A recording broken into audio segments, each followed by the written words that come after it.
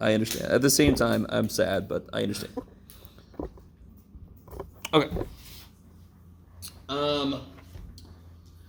So there's something called front end. Okay. These things kind of are a little crazy, but there's something called front end estimation.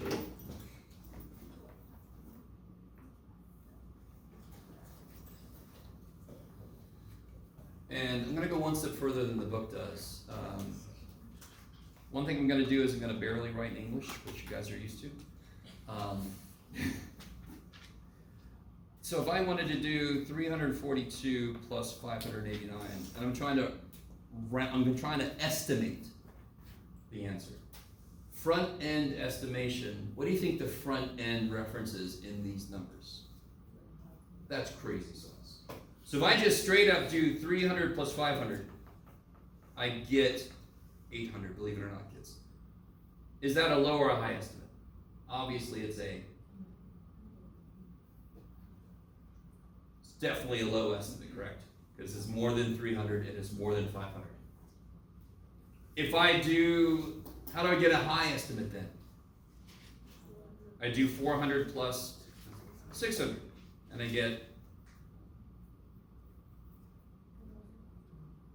1,000, otherwise known as 1,000. What do you think? What's one extra step I could do to give an ultimate really good estimate? This is low, yes? Yeah. This is high, yes? Does anyone see one extra step I could do with those things? 350 plus 600. I like that idea. I'll come back. 340 plus. Oh, sort of like what he's saying. Just average 800 and 1,000. What's in between 800 and 1,000? So 900 is a good estimate, yeah? 800 is too low, 1,000 is too high, so 900 is in the middle. What is 342 plus 589?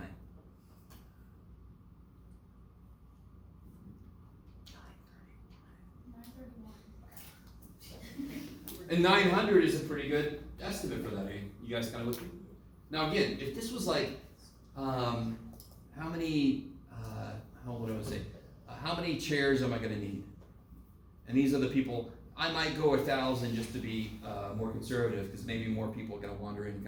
So in the process of rounding, you can go up or down on purpose to be more conservative or whatever the situation calls for. Okay, you guys all with me? What if I do school, like, I was thinking 300 plus 600, because 4 is lower than. Oh, I like it. So the next idea would be truly rounding. This would round to 300, right? Yeah, and then plus 600. And this would round to 600. And real quick, I'm assuming everybody's cool with the fact that it's all about the next number over, and if it's 0 to 4, you round, you go down. If it's 5 to 9, you go up. Yeah, okay. And then this would, of course, end up in the same place we just got. Yeah, I love it. But that's not front-end estimation. That's rounding, which is a whole separate idea. Yeah, kick ass. I like it. Blah, blah, blah, blah, blah. Yeah, there's not much else to say about that. What about if I'm multiplying and I want to use front-end estimation? So if I have like, sure, let's do the same thing, John. 512 times 38. What do you guys think I can make the low estimate to be? 500 times 30. I like it. And that's not too bad. 5 times 3. And then you add 1, 2, 3 zeros, yes?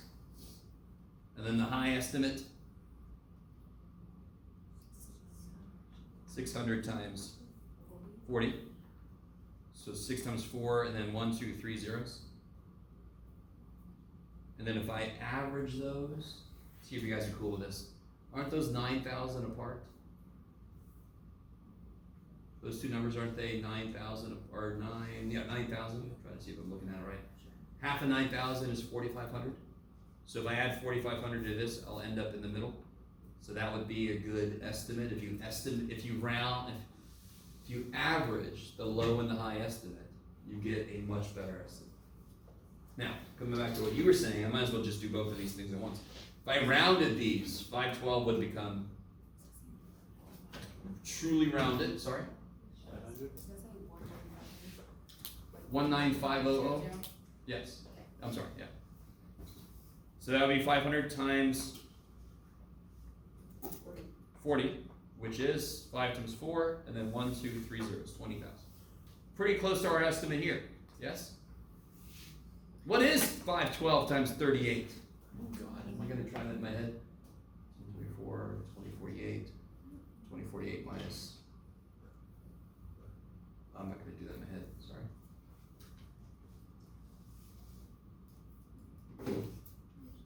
20,480 minus. Screw it, I'm not going to try. I think it's 19,600 or something? 19, 4056? Okay, so that's the actual number, I love it. So whenever you do an estimation problem, just throw the thing in your calculator at the end and just double check. If you got the answers 12 and the actual answer is supposed to be 148, something went wrong, yeah? So you can kind of check yourself at the end. Okay, I like it. Nothing too ground shaking here. There's this thing I am not gonna spend, I've just decided I'm not gonna spend any time on. It's kind of dumb. It's called front end with adjustments. I guess I am gonna spend a little bit of time on it. You guys are all like, you can throw out anything you want to, man. Front end with adjustments. So like if I wanted to do 412 plus 275, I would do 400 plus 200 plus roughly 80. And at that point, you're sort of getting so, like, you're starting to be more specific that estimating almost is kind of silly. Might as well just add the damn things together. You guys kind of with me? 400 plus 200, so like front end, and then with adjustments, you look at 12 plus 85, that's roughly 80, yes? So then you get 680. Or you can say it's roughly 90 if you want to. You can make it 690. It's just estimation, so who cares? So front end with adjustment just means do the front end and then try to add in an estimate for what the other digits would add up to, making it nice and round.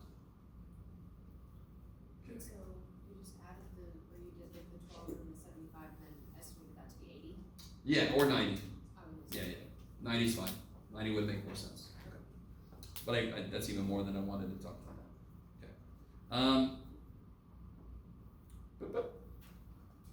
And rounding we already just talked about.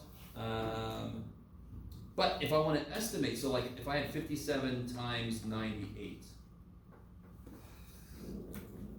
98 is really close to a beautiful number, yes? You know, I don't know if they call it beautiful, but okay, it's fine. Now, if you just make this 57 times 100, right, and I'm going to put the little estimate symbol, right? Is that going to be too high or too low? Too high, because I made one of them go up and the other one stayed the same. So if you're more careful, you can, if you make one of them go up a little bit, you can make the other one go down a little bit, and that should give you a better estimate. What is 57 times 98? Wait a minute, 700 minus 114 is 5586. Yes? Okay. That took me too long. I'm gonna retire. I'm sorry, kids. Okay. Nothing too crazy. The words get a little crazy. Yes? Is it possible to do like 57 times 100 and then the 57 times 2? That's what I just did in my head. Good. Okay. Beautiful. That would be getting the exact answer. So be really careful. I say estimate. I really don't want to see the exact answer. I want to see you make it nice and round numbers that you can do in your head. Yes, I like it. But you're right. You could just use the distribution idea, right? 57 times 100 minus 2. Distribute, kick ass, tears.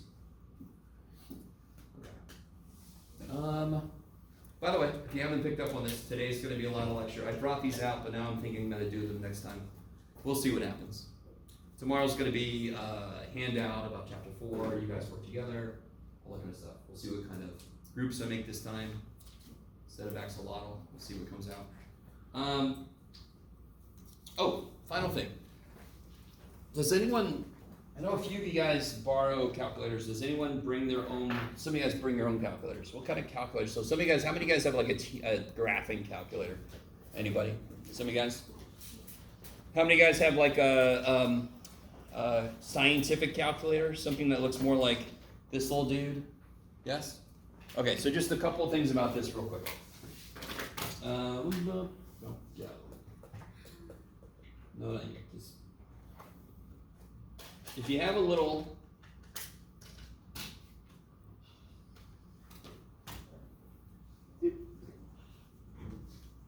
one of these little scientific calculators, right? I can't remember if I pointed this out already, but I think I might have done this already, didn't I? With the parentheses and the where's your to the button? Where's your power button on this one? Little caret dude. Some of you guys have a calculator where the little to the button is x to the y or y to the x. Yes? So you hit like 7, you hit that button, and then you hit like 8, and that's 7 to the 8th power. And it'll give you that big ass number. Okay. What was the other thing I want to say about that? Because I already did a little bit of that before. Oh, this is kind of neat. Do 7. Let's see if I can make this calculator do this. Do 7 times 7. Enter. Darn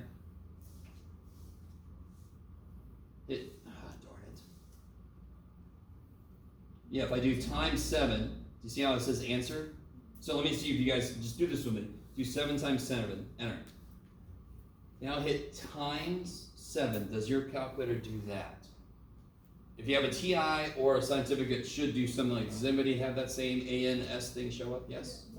Now if it hit equals, now if you don't, I'll be there in a second. I am curious if anything came up on your screen when you hit times 7. If you hit enter, and I keep hitting enter, it'll keep doing that.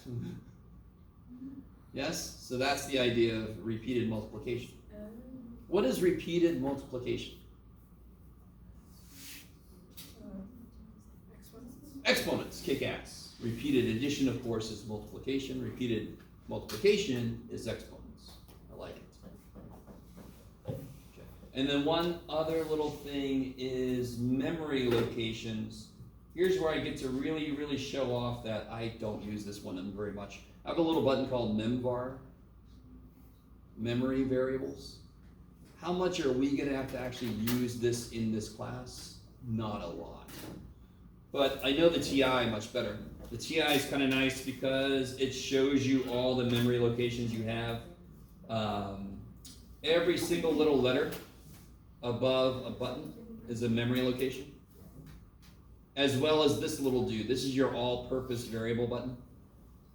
So just very quickly, since I have this out, if I wanted to store 7, and I want to store that in a variable, let's store it in, if I hit alpha A, I can store it in A. So I can store 7 in A. And now if I do alpha A squared, it's 49, of course, because A now has a 7 in it. So depending on how much you guys have used a TI calculator, some of you guys might have used it to the point where you programmed quadratic formula in the damn thing. So you can just tell it, A is this, B is this, C is this, do the quadratic formula, and it'll do it for you, right? Negative B plus or minus. Okay. You guys kind of with me? Okay. All right, so I just wanted to quickly say a little bit of something about the calculator. Okay. So now we're going to get into what we're going to do.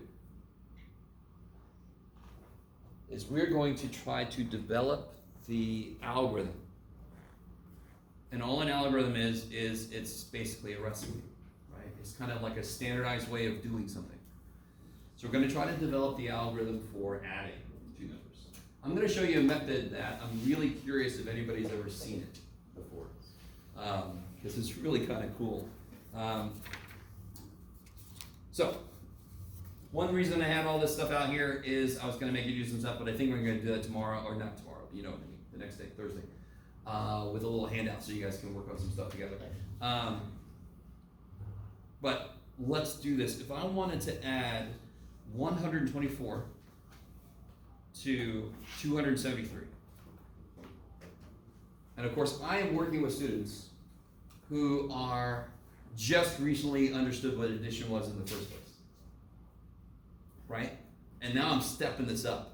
This is much more complicated than 8 plus 4. 'Cause to do that, I can go 8, 9, 10, 11, 12. Hey, I can count. To do that, 124, 125, 100. Let me count on 200. And oh shit, I gotta let go of that.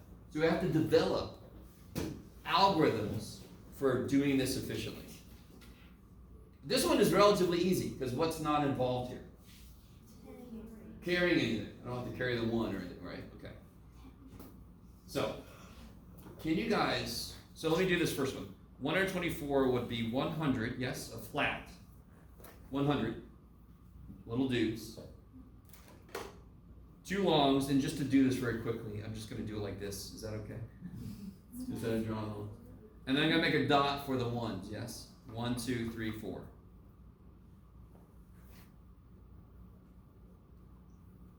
So 273 would be 200s, 70, right? 7 10s, and then 3 ones. So again, the student will have this, just like you will on Thursday. They can put them down. They can do stuff with them. Yes? So what will they get? How many hundreds? 300. How many tens? That's crazy sauce. And then how many ones? 7. And they can actually literally count them. Yes? And they're starting to see that the physical representation of these numbers leads to the mathematical approaches we take. So they're starting to realize, if I had a problem that said 20,587 plus, I can't even do that shit. I can go up to 1,000 with a cube, but then I need a 4th dimension for the next thing, and that's hard to do. Okay. Another way, okay, so let's start building our way over to the standard way of doing this, instead of having to do this every single time, yes? So kind of like the next step over from this is something called, now this is kind of tricky, it's something called the chip abacus, yes. I used to have an abacus, and I'm very sad that I don't have it anymore. I have a Himalayan wall calendar that sort of looks like an abacus because you got to move the beads over to be a certain year and a certain day and a certain month or whatever. But it's not an abacus. So the chip abacus is nothing, you don't need anything, you can actually draw it out. So the way this works is there's a 10 squared place, 10 to the first, and a ones place.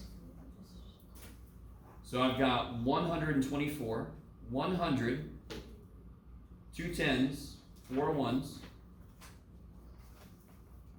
plus, what was it, 273,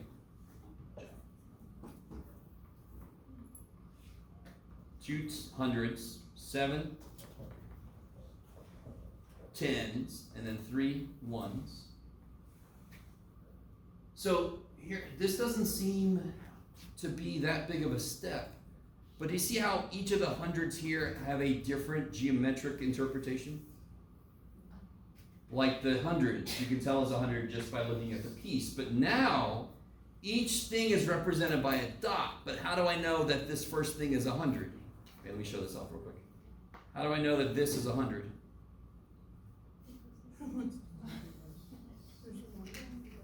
You know, like that doesn't make up for the fact you don't know what you're doing. Because it's in the right place, yes. So it's closer to our place value system.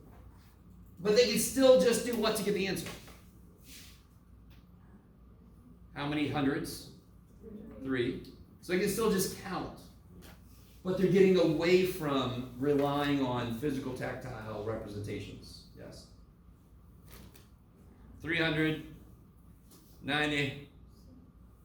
Okay. Get in there. Okay, that's as much room as I got. Blah, blah, blah, blah, blah. Oh, and then you finally get to more like what we're used to, the place value, which is literally just, I can still do this, and I'll show you here in a minute why this is important to do, even with a problem like this. This is not very impressive, this just looks like our normal approach, yes? But I'll show you how this is different in a minute. Okay, nothing too crazy. So I have the the manipulatives approach. I have this chip abacus approach. And then I have this place value approach, which looks like it's our normal system, but I'll show you it's not quite. We'll see what happens when I have to have something that carries. Let me stop for a minute.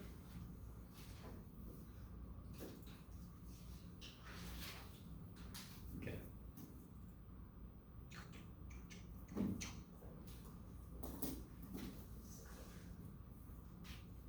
Okay. So what do we do instead? Let's do something a little smaller. Let's do 28 plus 37. So what would that look like with our manipulatives? That would be 2 longs, 8 units. Don't ask me why I didn't make it 4 fours, too bad. And then 37, so it'll be 3 longs, and then 1, 2, 3, 4, 5, 6, 7 units. Okay.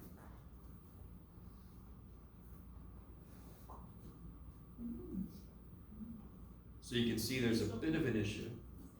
If I kind of put this back together, what do I get? This is 50, right? And this is 15. So you can either do one of two things. You could say, doing it this way, and then go, okay, add those, and you get 65. And do you see how this starts to show a student eventually the carry the one makes sense? Because the minute we hit the base, that goes into the next place, which is where the whole carry shit comes from. As you break into the next place if you get big enough, yes. Would you also just collect all the dots and make a long? Yeah, I love it. So the other approach, so everybody got this approach? Nothing amazing. The other approach is a little more true to this geometric interpretation. So the other approach is like you just said, if I how many dots how many units make a long? That's crazy. So I have, up here I've got 8, and so if I incorporate 2, that'll make 1 more long, yes? So then I've got 6 longs, and I've got 5 units left, okay. That is better than the other way when you're first starting out getting students, because they can still count the physical I shapes. briefly remember doing Yeah. that in school where they gave us all of these and then they said, just put them together, try to make a long, and then. Yeah, and I had you guys do it with base 3 pieces before. Yeah. Okay. Okay, let's see, blah, blah, blah, blah, blah. So, here, you guys, what do you think about the chip abacus approach? Try to represent that real quick. Oh, wait.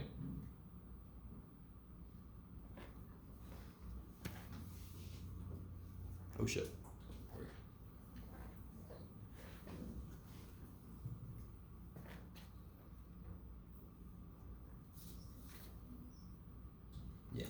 Yeah. Second guessing my idea. I think that makes more sense. Yep, that makes more sense. Yes. Say again. Is this supposed to be section 4.2? Yes, this is 4-2, yes.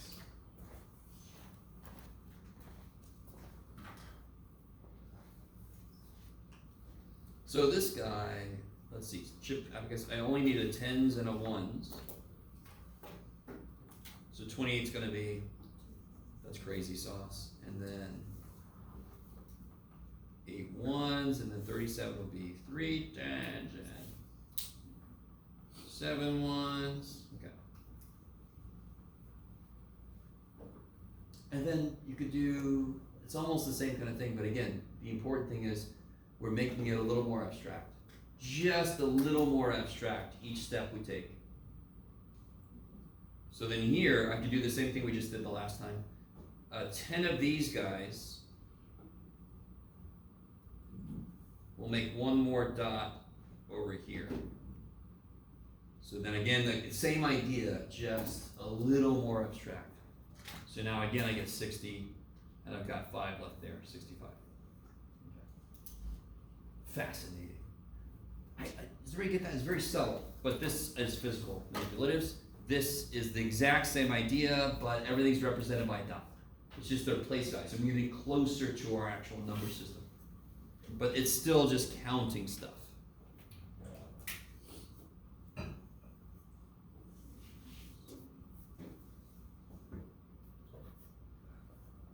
Alright. I just saw some of you guys with, I thought maybe you'll say something. We'll see. And then we've got, and then we got, okay, let's do this. All right, we got our place value system. And we still haven't taught them how to carry stuff yet. So if I'm gonna do, where'd it go? There it is. 28, so tens and ones, 28 plus, what was it, 37? Yeah, 37. If I add up the tens, I get 5, and if I add up the ones, I get 15. So then you can talk about this is actually 50, and this is closer to what I did earlier. So again, this is starting to see why that carry the one approach makes sense. So the carry the one approach is more efficient, but it's less physical. It's less conceptual. They lose the idea. So it makes it much quicker to do work, but you can't just jump there. Okay. So now let's start talking about, so every single one of these we've not been using our standard algorithm yet. So let's build that. Okay. You're gonna love this shit. Okay, so we're gonna have an intermediate, we can write it out once here. Intermediate algorithm 1. Then we're gonna have intermediate algorithm 2, which will be affectionately known as IA2. Which is way too many damn letters in this words.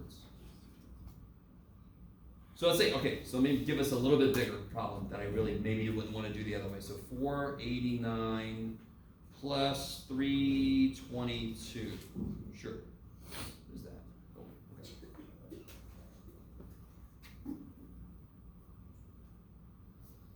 So without carrying anything, does somebody have a suggestion on how I could kind of start adding this together that doesn't involve carrying anything directly? Okay, so that would be like sort of like the left to right approach. But let's get it closer to our algorithm, right? So let's start with 9 and 2, but we're just going to say 9 plus 2 is 11. That's crazy sauce. So 9 plus 2 is 11. Then, of course, I'll go 80 plus 20. You guys all with me? 9 plus 2 is 11. 80 plus 20. It's 100. And then 400 plus 300. 700. Do you see how naturally the 1 carried itself? I didn't have to show them that it happens. I didn't have to explain why it goes. It just freaking went over there by itself. Right? But this is completely detached from the physical idea of counting shit. So when you're trying to get a student used to anything, you want to start with that, something they can physically work with. This is after you're done talking about that. Now you're going to start getting them more abstract. This is very abstract. Still not our algorithm though, but you can see how simple it would be to get them to the carry one thing from here. Yes? What grade level do you think kids would usually be adding 3-digit numbers? So the great thing I keep forgetting to point out, and let me do this right now since you said that. I really, really suck at doing anything except talking about ideas. But I know. Let me move it over. Oops. This way. They do a pretty good job in this book about explaining concepts, but not just concepts, but also grade level based on these. So somewhere in here, they might talk about, like this one says such as 30 times 50, that's grade 3 through 5. This one kind of breaks it down by grade level. I don't know if they break it down all the way. Here we go, here. Perfect. Grade 2. Add and subtract 3-digit numbers, for example. You see that? Yeah. So I keep forgetting to point this out. I think the first class I talked to you about Common Core versus NCTM versus principles and standards versus curriculum, focal points, blah, blah, blah. So you have all these different things to address in terms of your content. It's different things you have to hit. And this book does a pretty good job of listing them out, that everything is related to what they're talking about in each chapter. But I always forget to point out that this is here. Okay. This last one is really good in terms of really breaking out the grade and breaking out the ideas. A little bit more detailed. Yeah. Okay.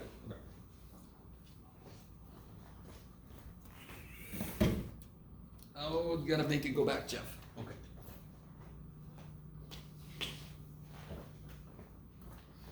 So, let's take the next step over. Intermediate algorithm 2. This one's a little bit silly, but we'll get through it.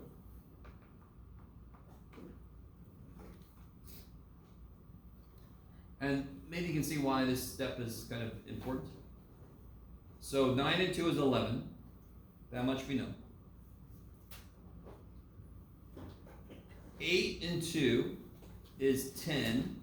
But you see how I moved over a spot? Yes? And then 3 and 4 is 7. So you still end up with, I didn't do it over here, 8, 11.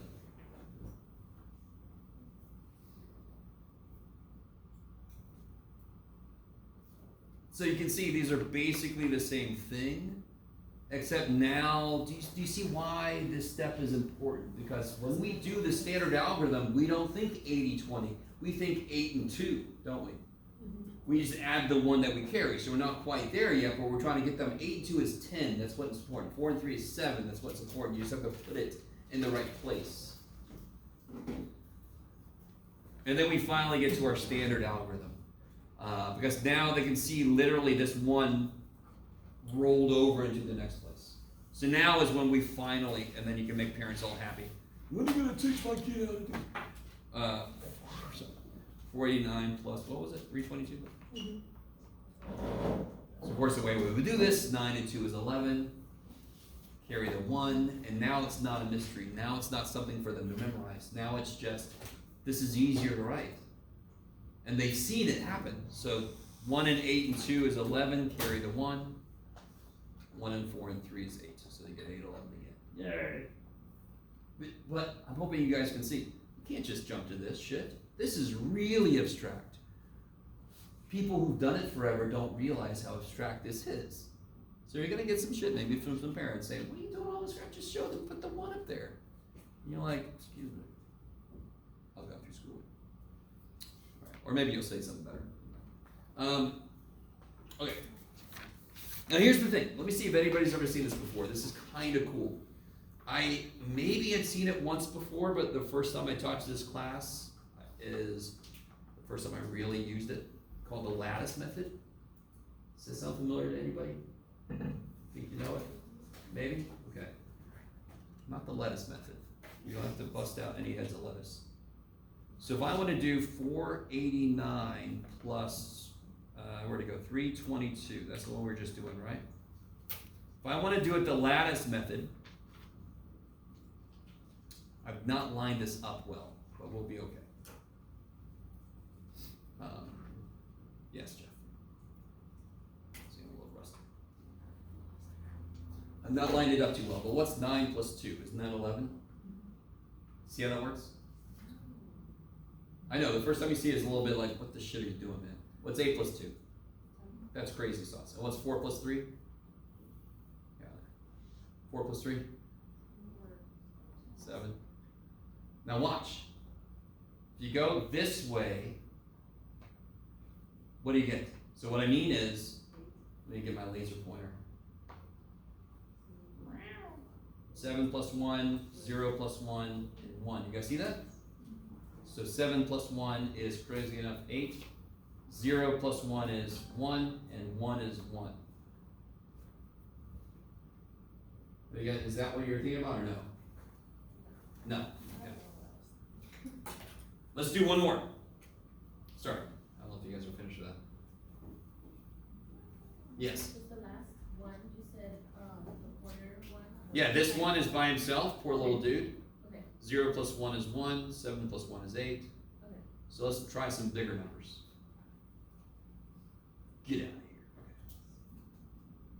here. Okay. What do we got? Sure. Let's do 1617 plus 3597. Sure, Jeff. See if I can line this up better.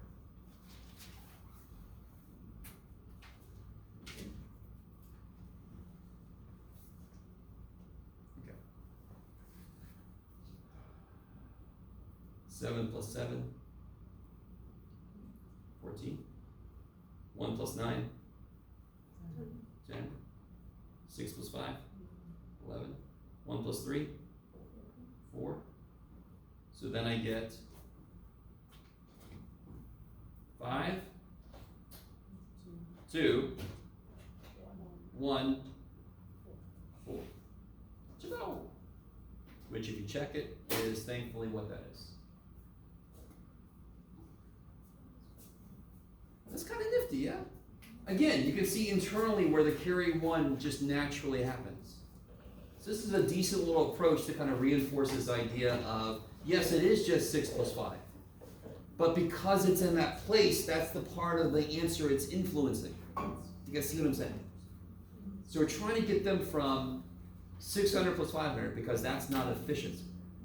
But you can't just jump to 6 and 5 and they're like, it's 600. Well, it's just 6. Just pretend like it's 6. No, you have to kind of get there in steps. Yeah, like maybe. You guys doing all right? Good. This is both fascinating and boring as hell. You know, this is both of those at the same time. The lattice method to me is kind of cool, and we'll see the multiplication of it later too. Okay, so let's talk about subtraction.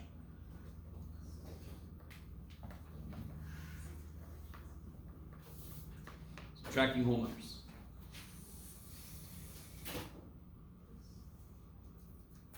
So not surprisingly, the method that works, so when we did subtraction, we talked about comparison, we talked about missing added, we talked about all this stuff, bless you. But in the process of just developing an algorithm, the takeaway method is what wins. When you do 18 minus 7, you're going to take away 7 from 18. You're not going to, you guys with me? If you're going to do 147,562 minus 9,408, you're going to think takeaway.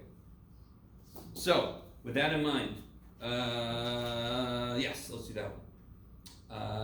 Let's just do, no, screw it, Jeff. 345 minus 132. So let's start off with a problem that doesn't involve something. I'm not required to do what on this problem? I'm not required to borrow. So how do you represent 345? Let's go back to the beginning, back to the physical shapes, yeah? 3 flats, I like it.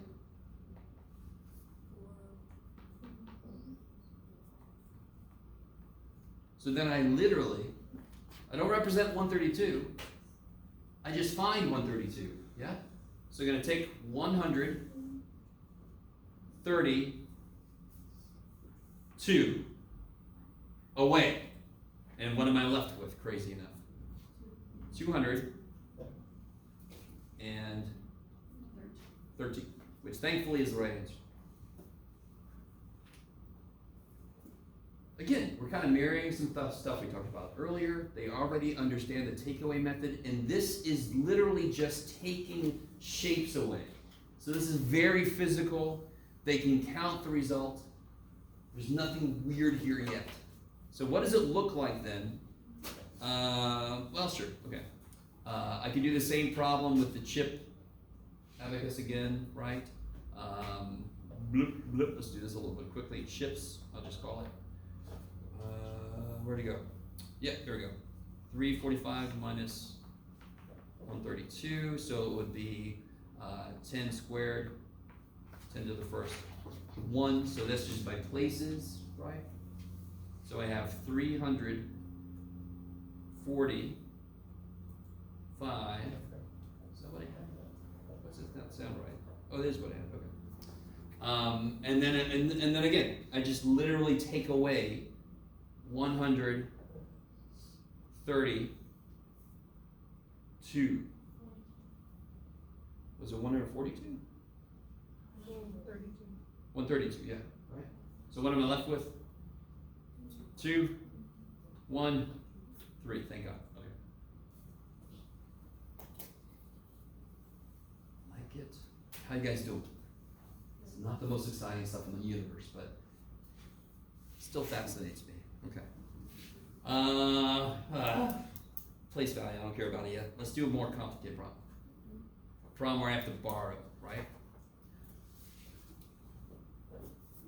Let's do 312 minus 124. Try to represent 312 in geometric shapes. And we've done something like this already. Let's see if you guys see what to do.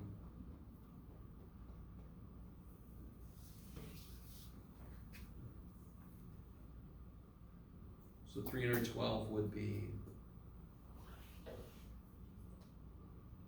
3 flats, 1 long and 2 units. And I'm going to try to take 124 away. So I automatically run into a big problem, yes? Not automatically, but I do end up with a problem. I don't have enough whats? Tens.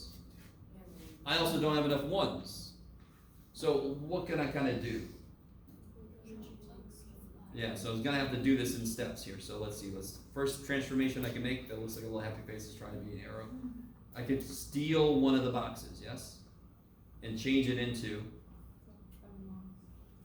Sorry. Oh, I'm sorry. Yeah, I can change it into 10 longs. 1, 2, 3, 4, 5, 6, 7, 8, 9, 10. Okay. I want to kind of separate what was there with what's new. And then I still have a problem, correct? I can take 1 long and make it into 1, 2, 3, 4, 5, 6, 7, 8, 9, 10 units. Okay.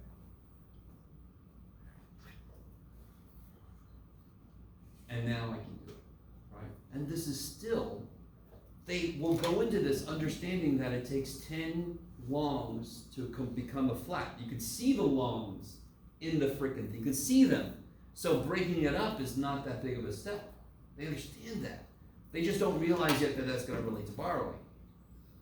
So now I can see what I got left. So if I take away 124, I'm left with 100. Oh shit. 1, 2, 3. Wait. Yeah. 1, 2, 3, 4, 5, 6, 7, 8. I want this to actually come out right, just because 3 is that 8? Yes. 188, which thankfully is the right answer. Okay, nothing too crazy. Stop for a minute. Is everybody with me? All right.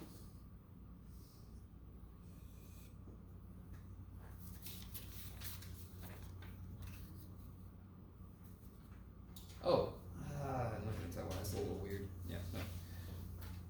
Oh, sorry. Has everybody got that? All right, let's talk about multiplication. You guys are all like, please, sir, can you let us out early? No. So real quick, if I had to do 2 times 143, bless you.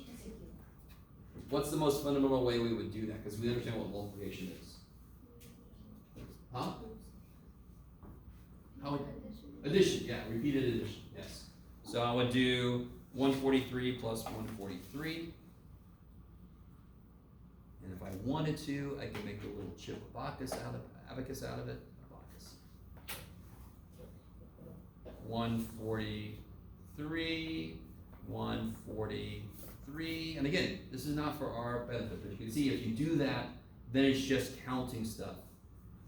As you do it, you can point out that at this point, they understand that double 1 is 2, double 4 is 8, double 3 is 6, and you can point out, hey, look, each individual digit became double what it used to be.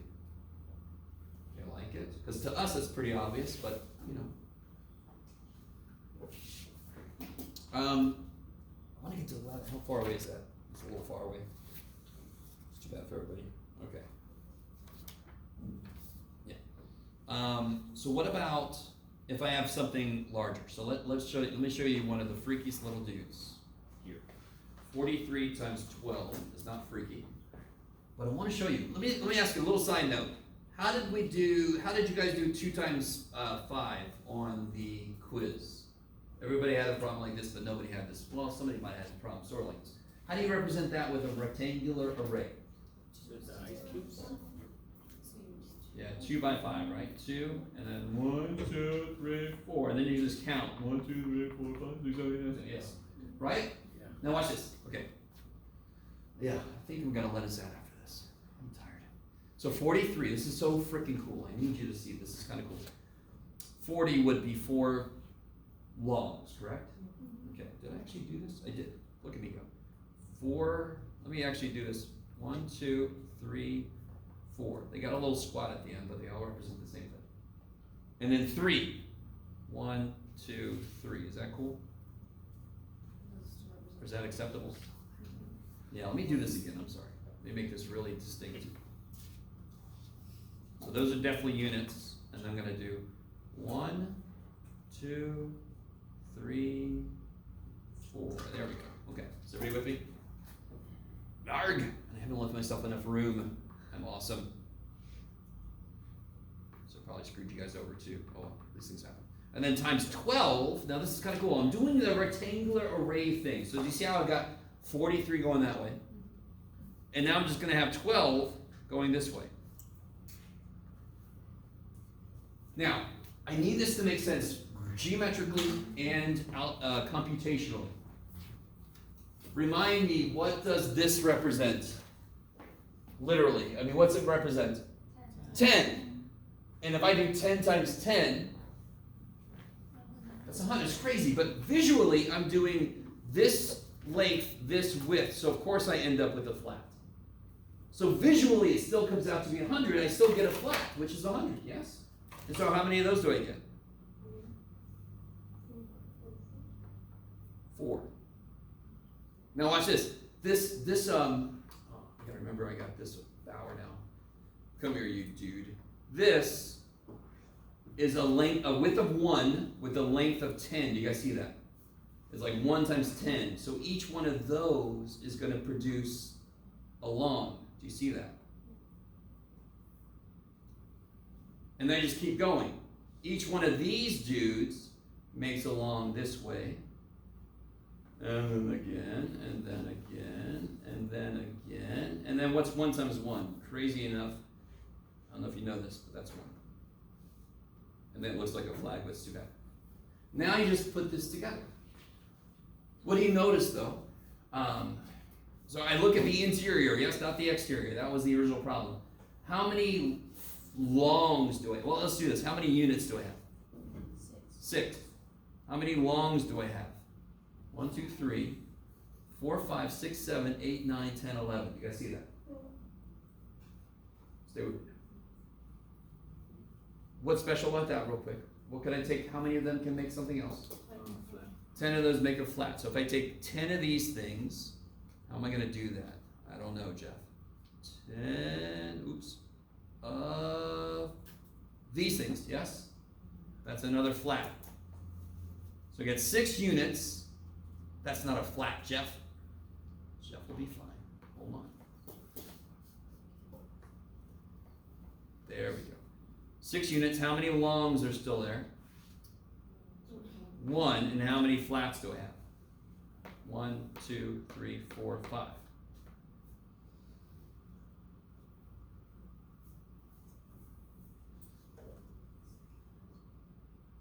And what is 43 times 12?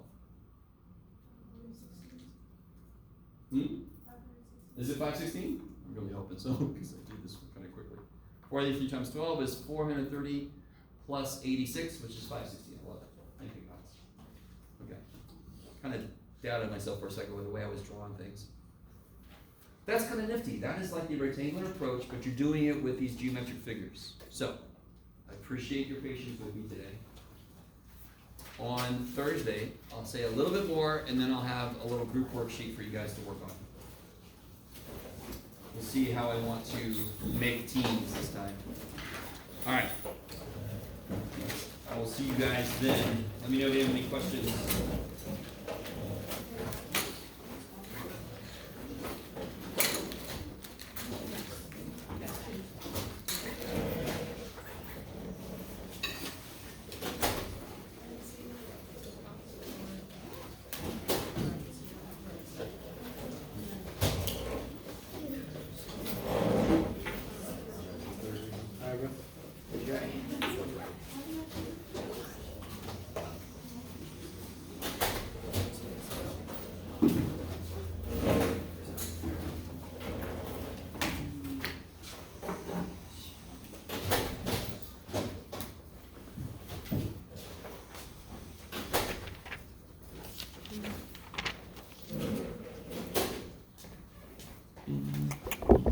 Mm,